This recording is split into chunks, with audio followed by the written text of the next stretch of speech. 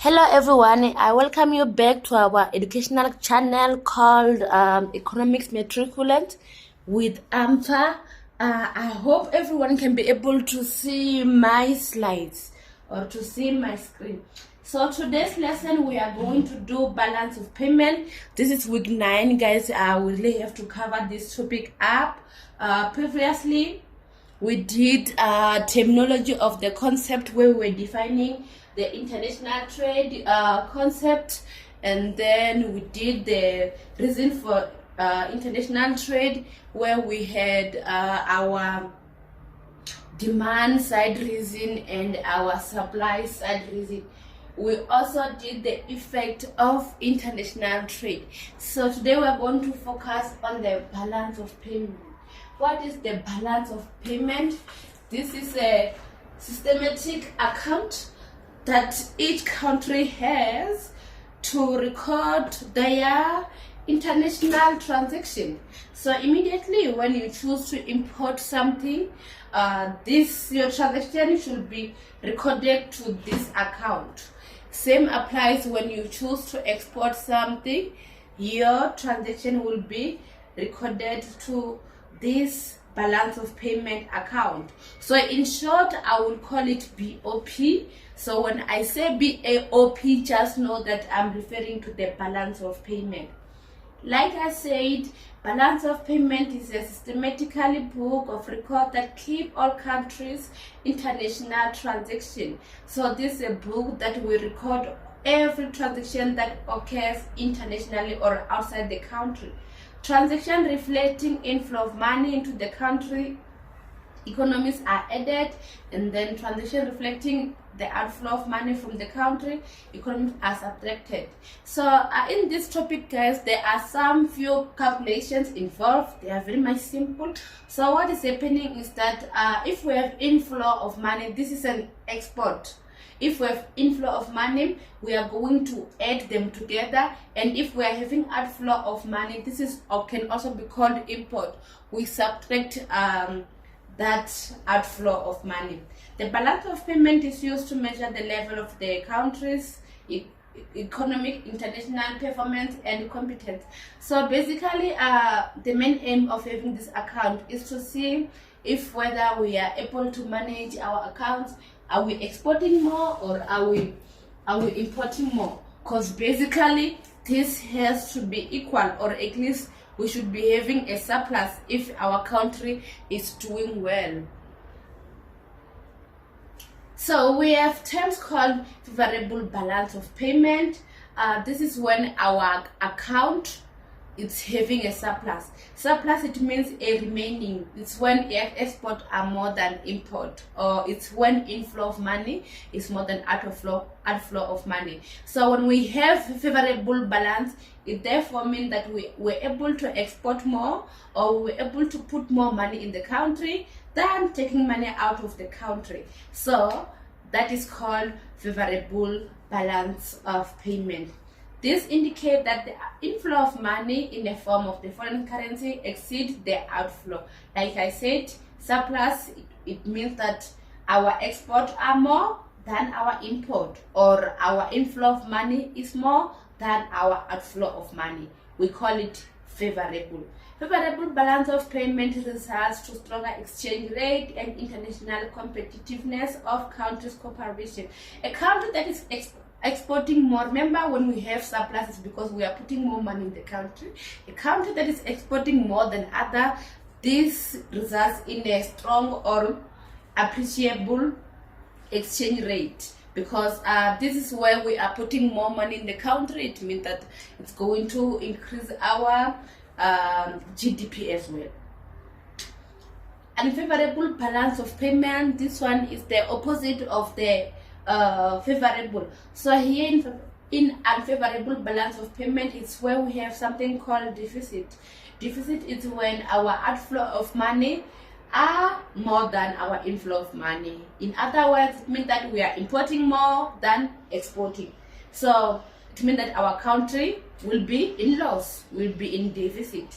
The balance of payment deficit weakens the country's currency, and results to economic instability.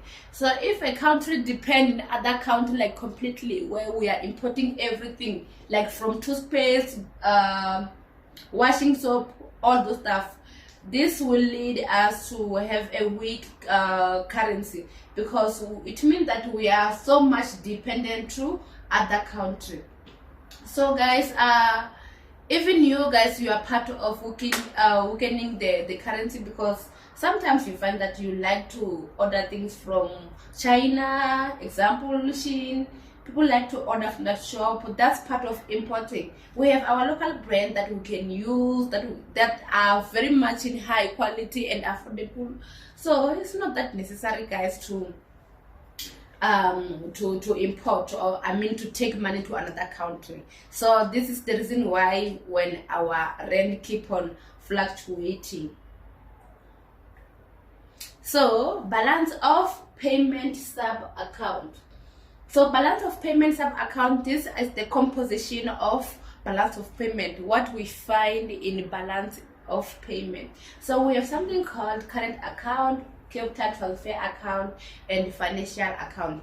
Under these sub accounts, we also have items that belongs to each account. Guys, I would just like to clarify something. The slides that I'm using here, there are not too much details. It's slides presentation, so whether they are meant to be presented by someone, so don't rely on them, please. I recommend a study guide by Nazil Muhammad, grade 12.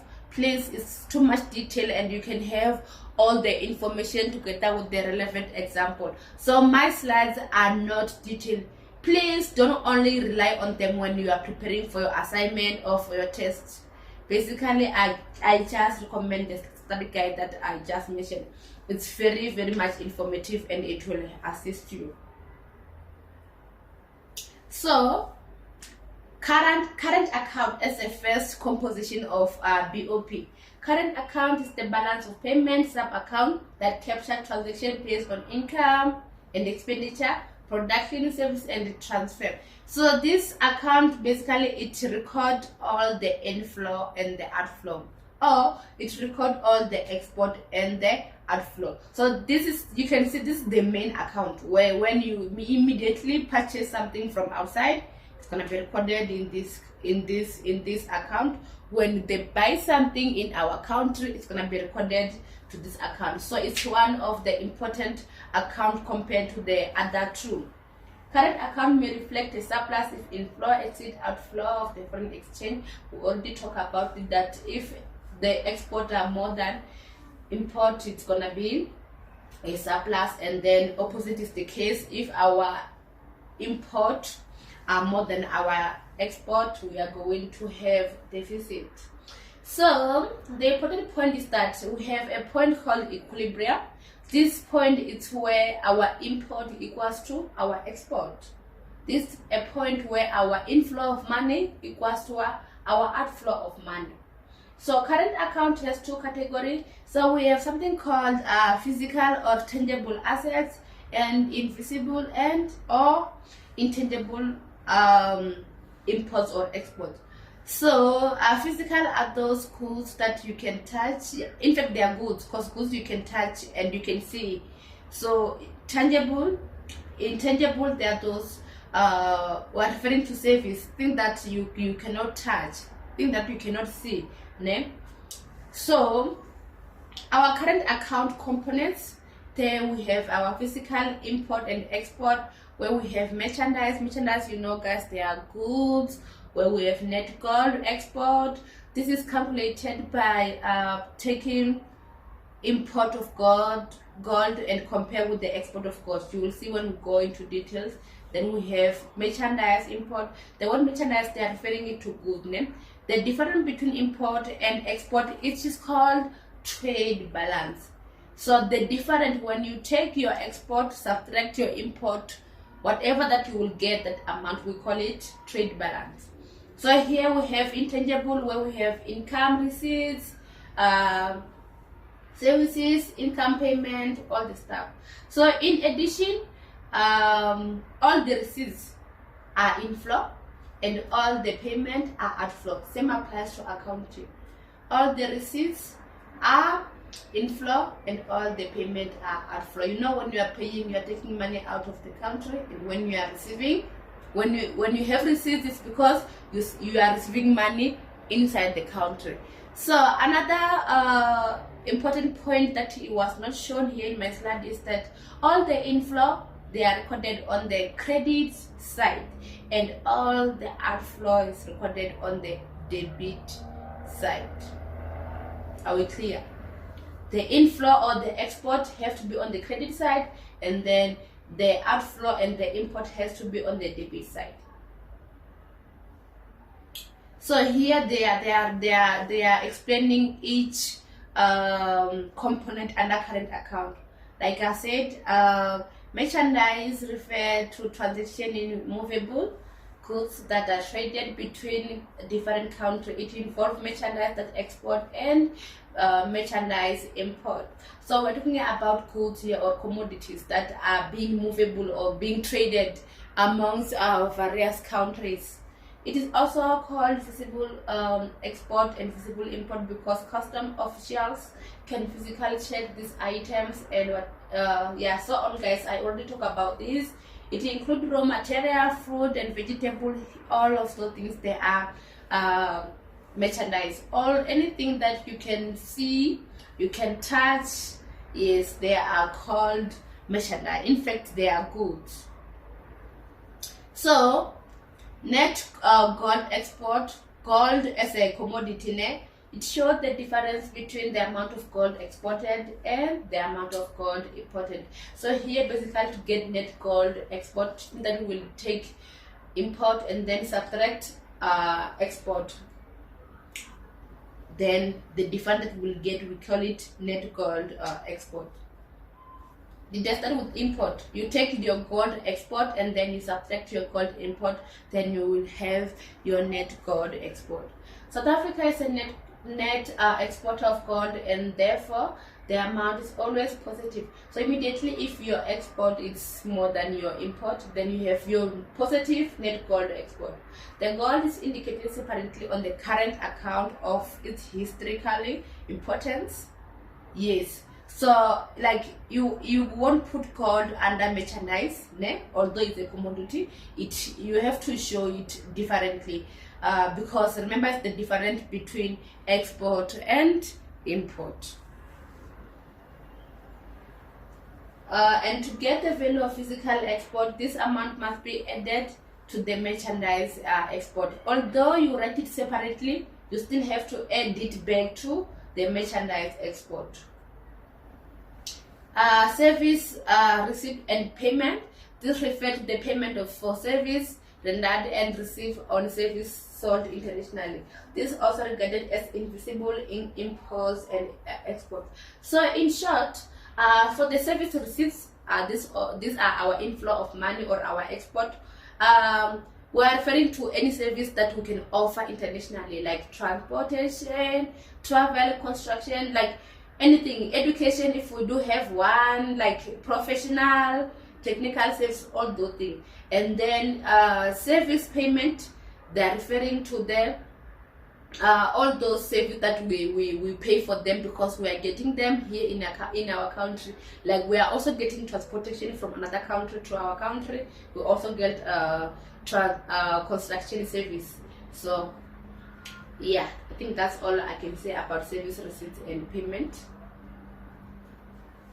Income receipts and payment. So there's no difference here, guys. The thing that is now income received, and then that time it was service received. So this is income received is the income that is earned by citizen of one country in another country, or income paid to foreign citizen. So when we're talking about income received, we're talking about those citizens of our country who are working maybe in another country.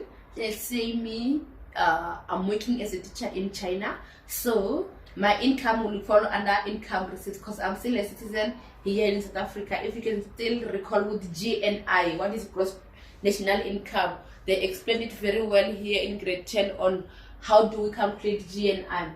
So, and income payments referring to those foreigners who are working here in South Africa, but they are getting their salaries or their income here.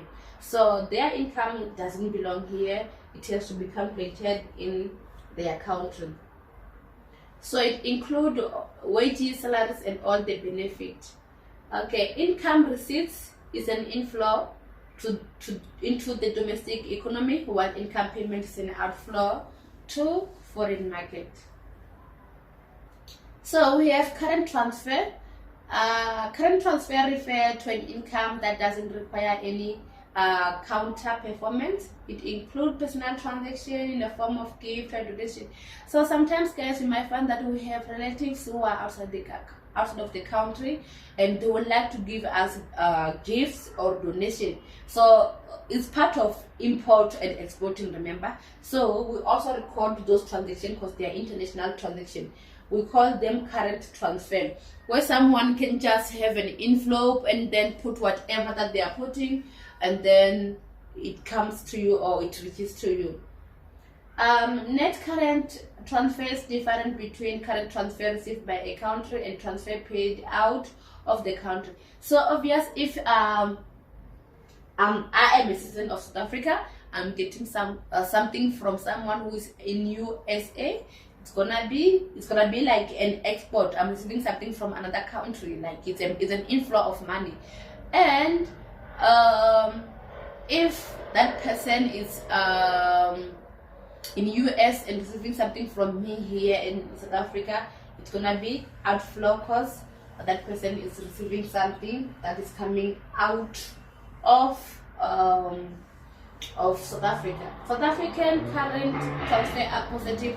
They are added on the current account. So it means that we usually receive gifts from outside of the country, meaning that maybe we are having more of family members or friends who are outside of the country. That's why our current transfer usually they have positive sign or surplus.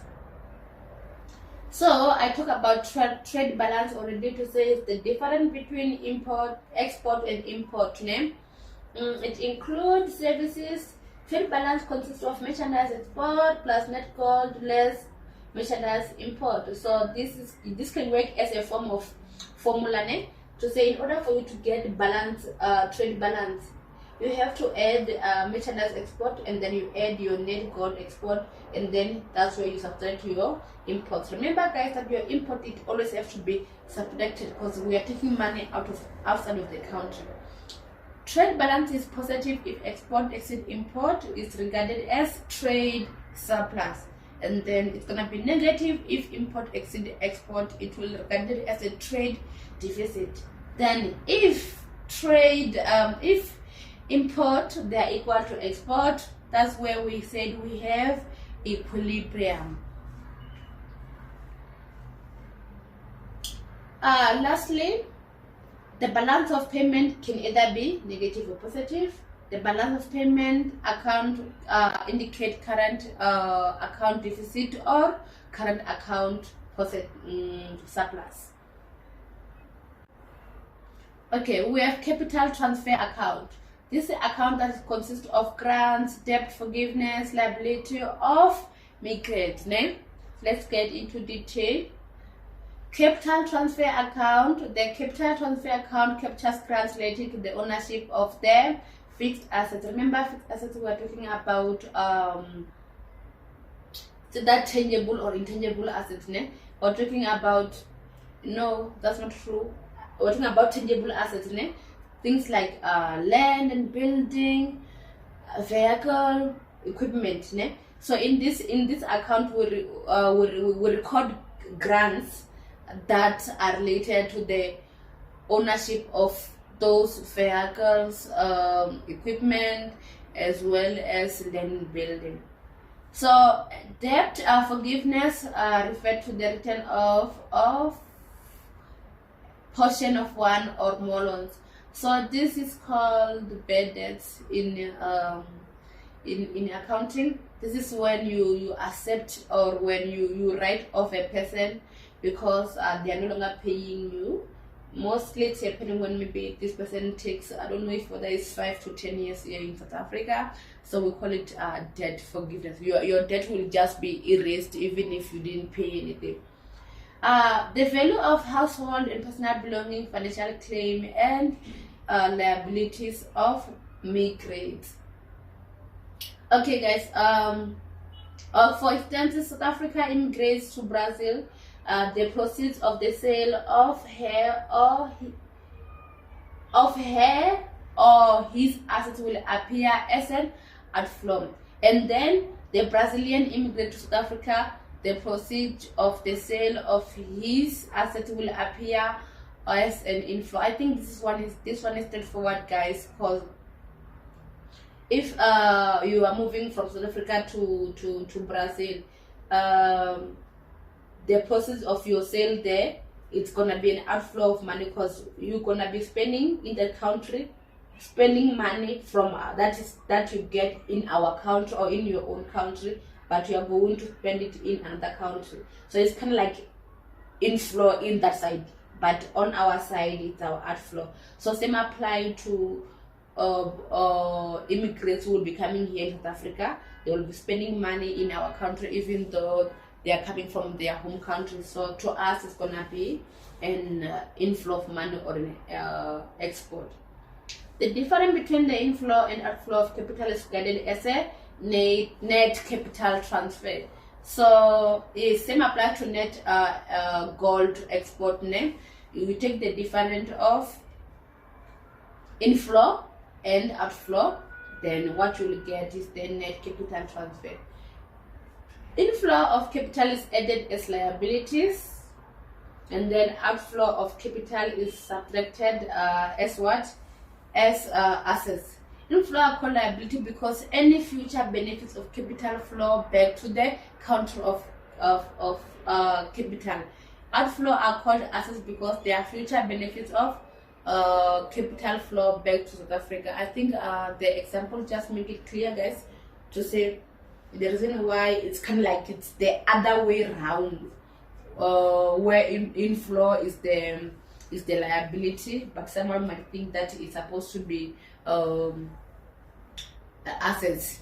Here they explain it's because of the future. It means that they are looking at the future, that to say even if this person spend a certain amount on this country, at the end of the day or for future, they are going to spend back their capital in their home country. Lastly, we have financial account. Financial account is sub-account of BOP. We have direct investment, portfolio investment, and other investment. So financial account is the account that captures transactions related to all type of investment that flow between in and out of the country. So this one is deal with the investment that is either ourselves investing in another country or having foreign investors in our country. So this includes those three investments that I mentioned. The inflow of investment is credited while outflow is debited. This is what I was saying, to say if we have inflow, we are going to have it's going to be in credit side, and if we have outflow, it's going to be on the debit side. Investment that do not form a category of both direct and portfolio are regarded as residual and are regarded as other investment. So if investment is not direct or portfolio, it's gonna be falling under residual, and we will put it under other investment. Like we don't have, or we don't give them a name. Net financial derivatives refer to the investment made in specific assets with a fixed future value that is payable on a specific date. And then reserve assets is a financial capital held by monetary authority of a country to finance trade disequilibrium. So sometimes, guys, we can have more import compared to our export, we must be having reserves. So reserves, they are there to help us during rainy days. So immediately when we have deficit in our account, it's part of the rainy days. Then that's where you can claim, or our country can claim that reserve from South African Reserve Bank. Okay, direct investment. Investment on foreign direct investments, FDI. Investor invests with the purpose of being involved in a daily operation of the company with at least 10% in control. So this is when we have people outside of the country, but they are having ownership here based on the fact that they invested something in our country. This include, okay, the direct investment include the investment in real estate or fixed property. This includes establishment of company abroad. When the foreign investor invests by buying the company in South Africa, the invested amount is credited and is called what? It's called liability. This is what they were talking about. When they invest in our company, yes, we are receiving money for that specific period, but at the end of the day, they are going to take money back to their country. And if ourselves invest, if SA investor invests by buying or establishing a company abroad, the invested amount is debited and is called, it's an asset, because at the end of the day, when they take their money back, it's going to be a surplus to us or an inflow. The difference between assets and liability, it is called net direct investment. So the difference between assets and liability is called net direct investment. So portfolio investment is an investment on paper, assets, share, financial security, or bond that occur between countries. So this one is in the form of shares or securities. This refers to the purchase of financial assets that can easily be converted into cash. It is called hot money, or in accounting is called liquidity. In this kind of investment, investor invests with the purpose of reaping returns rather than being involved in the daily operation of the company. So the main aim of portfolio is different from the foreign direct investment. This one, they just want to benefit from the return or from the profit or from the interest that their investment will accumulate, whereas in foreign investment, they are much interested in the daily basis. How is the company doing? How much is the profit? All those stuff. So this one, the main aim is just to profit or to gain a more return on it. If a South African investor buys shares in London Federal Bank, the amount will be subtracted as an outflow. If a foreign investor buys share in South Africa, the amount will be added as inflow. The difference between inflow and outflow is recorded as a net portfolio investment. So this one is very much different from the foreign direct investment, guys, because here is where we are buying shares, just the matter of you having an ownership with the main aim of gaining profit at the end of the day. So this is a point where you might find that after buying your share, if your company is doing well, you might end up selling them to someone else, because the main aim is not being part of the company, but is to benefit in future. So other investment, we talk about them to say they are other investment, they are not foreign direct and they are not portfolio. So here we're going to be talking about loans, currency, and short-term trade, credit, and deposit. So they are also called residual. Okay, I think that will be it for BOP. Then we'll meet next time again when we do the disequilibrium of balance of payment.